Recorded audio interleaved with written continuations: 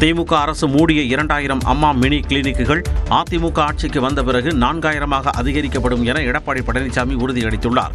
செங்கல்பட்டு, மதுராந்தகம், செய்யூர் ஆகிய இடங்களில் பரப்புரை மேற்கொண்ட அதிமுக பொதுச் செயலாளர் எடப்பாடி பழனிசாமி பள்ளி மாணவர்களுக்கு மடிக்கணினி வழங்கும் திட்டத்தை காழ்ப்புணர்ச்சியால் திமுக அரசு முடக்கிவிட்டதாக குற்றம் சாட்டினார். ரத்து செய்யப்பட்ட அம்மா மினி கிளினிக் 2000க்கு பதிலாக 4000 அம்மா மினி கிளினிக் தமிழகத்திலே தொடங்கப்படும். அதிமுக ஆட்சி மீண்டும் மலர்ந்தால் மீனவர்களுக்கு மீன்பிடி தடைகால உதவித்தொகை உயர்த்தி தரப்படும் என்றும் அவர் கூறினார். நம்முடைய விவசாய தொழிலாளிகள், தாழ்த்தப்பட்ட மக்கள் இந்த பகுதியில் அதிக வசிக்கிறார்கள். அந்த மக்களுக்கு அனைத்து இந்திய அண்ணா திராவிட முன்னேற்ற கழக ஆட்சி மலர்ந்தவுடன் பிரம்மாண்டமான காங்கிரீட் வீடு பல லட்சம் ரூபாய் மதிப்பிலே கட்டித்தரப்படும். 100 நாள் வேலைவாய்ப்பு திட்டத்தை 150 நாட்களுக்கு உயர்த்துவோம் என்பன உள்ளிட்ட எந்த வாக்குறுதிகளையும் திமுக அரசு நிறைவேற்றவில்லை என்றும் இபிஎஸ் குற்றம் சாட்டினார். தமிழ்நாட்டில் திமுக ஆட்சியை அகற்ற வேண்டும் என்பதற்காக அரசியல் சாணக்கியர் அமித்ஷா உருவாக்கிய கூட்டணி நிச்சயம் வெற்றி பெறும் என்று பாஜக மாநில தலைவர் நயினார் நாகேந்திரன் தெரிவித்துள்ளார். 2026 தேர்தல் அது மாண்புமிகு அமித்ஷா அவர்கள் அமைத்து கொடுத்த கூட்டணி, தேசிய ஜனநாயக கூட்டணி வெற்றி பெறக்கூடிய ஆட்சியாக நிச்சயமாக அமையும் என்பதில் எந்த விதமான சந்தேகம் இல்லை. 1999ஆம் ஆண்டில் பாஜகவுடன் திமுக கூட்டணி வைத்தபோது அது சந்தர்ப்பவாதமாக தெரியவில்லையா என்றும் கேள்வி எழுப்பினார். முன்னதாக பேசிய பாஜக தமிழக முன்னாள் தலைவர் அண்ணாமலை அதிமுக பொதுச் செயலாளர் எடப்பாடி பழனிசாமியை ஆட்சியில் அமர வைக்க வேண்டிய பொறுப்பு தேசிய ஜனநாயக கூட்டணிக்கு இருப்பதாக கூறினார். திராவிட முன்னேற்ற கழகத்தினுடைய ஆட்சியை அகற்றிவிட்டு தேசிய ஜனநாயக கூட்டணியுடைய ஆட்சி இன்று நம்முடைய எதிர்க்கட்சி தலைவராக இருக்கக்கூடிய அண்ணன் எடப்பாடி பழனிசாமி அவர்களை ஆட்சியில் அமர வைக்க வேண்டிய பொறுப்பு தேசிய ஜனநாயக கூட்டணியினுடைய ஒரு தொண்டனுக்கும் இருக்கு. மத்திய அரசின் திட்டங்களை பார்த்து முதலமைச்சர் மு க ஸ்டாலினுக்கு பயம் வந்துவிட்டதாகவும் விமர்சித்தார். தாவேக 2வது மாநாட்டில் முதலமைச்சரை அங்கிள் என்று குறிப்பிட்டு விஜய் பேசிய நிலையில் பூமர் என்று அமைச்சர்கள் கூறினால் அதை விஜய் ஏற்றுக்கொள்வாரா என்று அண்ணாமலை கேள்வி எழுப்பியுள்ளார். பெண்களுக்கு 1000 ரூபாய் கொடுத்துட்டீங்கன்னா போதுமா அங்கிள்? அப்படியே அதை மூடி மறைச்சிடலான்னு பார்க்குறீங்களா? படிக்கிற இடத்துல, வேலைக்கு போகிற இடத்துல, வெளியில் போகிற இடத்துலன்னு அவங்களுக்கு பாதுகாப்பே இல்லைன்னு ஒட்டுமொத்த பெண்களும் கதறாங்க. அந்த கதறல் சத்தம் ஏதாவது உங்கள் காதில் கேட்குதா அங்கிள்? இதில் வேற உங்களை அப்பான்னு கூப்பிட்றாங்கன்னு வேற சொல்கிறீங்க. What is this uncle? Is very very wrong uncle, is very very wrong.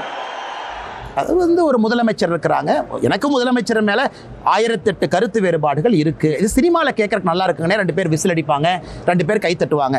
யாரோ திமுக அமைச்சர் விஜய் அவரை பார்த்து பூமர்னு சொன்னா எப்படி இருக்கும்? இன்னைக்கு ஏங்க நீங்க பூமர் மாதிரி பேசுறீங்க, 51 வயசுல பூமர் மாதிரி பேசுறீங்க, நீங்க பேசுறதுக்கும் கீழே இருக்கிறதுக்கும் சம்பந்தம் இல்லைன்னா விஜய் அவர்கள் மனசு கஷ்டப்படுமா கஷ்டப்படாதான்? ஏன்னா அதே வார்த்தையை நாம் பயன்படுத்துவதற்கு எவ்வளவு நேரம்? 2 நிமிஷம் போதும். ஆனால் சில வார்த்தைகளை சில இடத்துல பயன்படுத்துவதற்கு முன்பு மக்கள் பக்குவத்தை எதிர்பார்க்கிறாங்க. பக்குவம் இல்லாமல் எப்படி முதலமைச்சராக தமிழக மக்கள் ஏற்றுக்கொள்வார்கள்? எல்லாரையும் நகர்த்தி விடுறாரு. கடைசியா முளைக்காத ஒரு சட்டியை கொண்டுட்டு வர்றான்.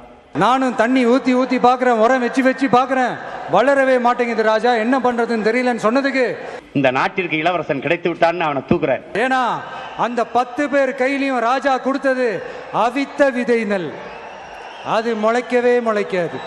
தாவேக 2வது மாநில மாநாட்டில் விஜய் கூறிய கதையை 2021லேயே தான் கூறியதாக சீமான் தெரிவித்துள்ளார். அதை நான் இந்த நாட்டின் இளவரசனை தேர்வு செய்யறதுக்காக சொன்னேன். அடுத்த மன்னனை அவர் தளபதின்னு மாத்திட்டு அதை சொல்றாரு. இதுல வருத்தம் இல்லை.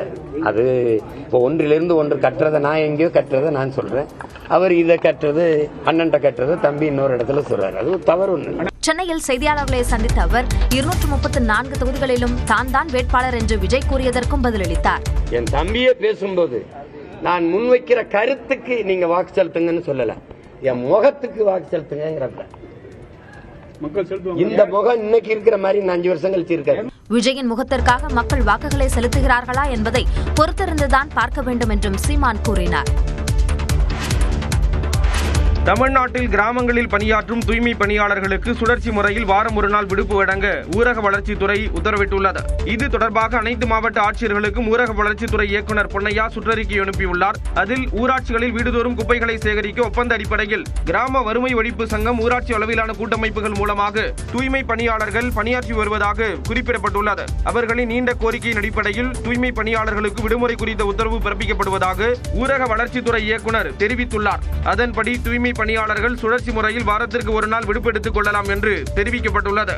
இதற்கு மேல் கூடுதலாக விடுப்பெடுத்தால் அவர்களுக்கு ஒரு நாள் ஊதியமான 160 ரூபாய் பிடித்தம் செய்யப்படும் என்றும் தெரிவிக்கப்பட்டுள்ளது. அரசு அதிகாரி சிறை சென்றால் வேலை பறிபோகும் போது முதலமைச்சர்கள் அமைச்சர்களின் பதவியை பறிக்கக்கூடாதா என்று பிரதமர் நரேந்திர மோடி கேள்வி எழுப்பியுள்ளார். பிரதமர், முதலமைச்சர், அமைச்சர்கள் 30 நாட்கள் சிறையில் இருந்தால் பதவியை பறிக்கலாம் என்ற மசோதாக்கள் எதிர்க்கட்சிகளின் கடும் எதிர்ப்புக்கு மத்தியில் நாடாளுமன்ற இருவைகளிலும் நிறைவேற்றப்பட்டது. இதனை எதிர்க்கட்சிகள் விமர்சித்து வருகின்றன. இந்நிலையில் பீகார் மாநிலம் கயாவில் நடைபெற்ற பொதுக்கூட்டத்தில் கலந்து கொண்டு உரையாற்றிய பிரதமர் மோடி, தாங்கள் சிறை சென்றால் தங்கள் கனவுகள் சிதைந்துவிடும் என்ற அச்சத்தில் புதிய சட்ட திருத்தத்தை காங்கிரஸ், ராஷ்டிரிய ஜனதா தளம், இடதுசாரி கட்சிகள் எதிர்ப்பதாக குற்றம் சாட்டினார். अगर किसी छोटे सरकारी कर्मचारी को 50 घंटे तक हिरासत में रख दिया तो अपने आप वो सस्पेंड हो जाता है. ड्राइवर हो, छोटा क्लार्क हो, प्यून हो, उसकी जिंदगी. சில நாட்களுக்கு முன்பு சிறையில் இருந்து கோப்புகள் கையெழுத்திடப்பட்டதாகவும் அரசாங்க உத்தரவுகள் பிறப்பிக்கப்பட்டதாகவும் அரவிந்த் கெஜ்ரிவால் உள்ளிட்டோரை மறைமுகமாக விமர்சித்தார். हमने कुछ समय पहले ही देखा है कि कैसे जेल से ही फाइलों पर साइन किए जा रहे थे, जेल से ही सरकारी आदेश निकाले जा रहे थे.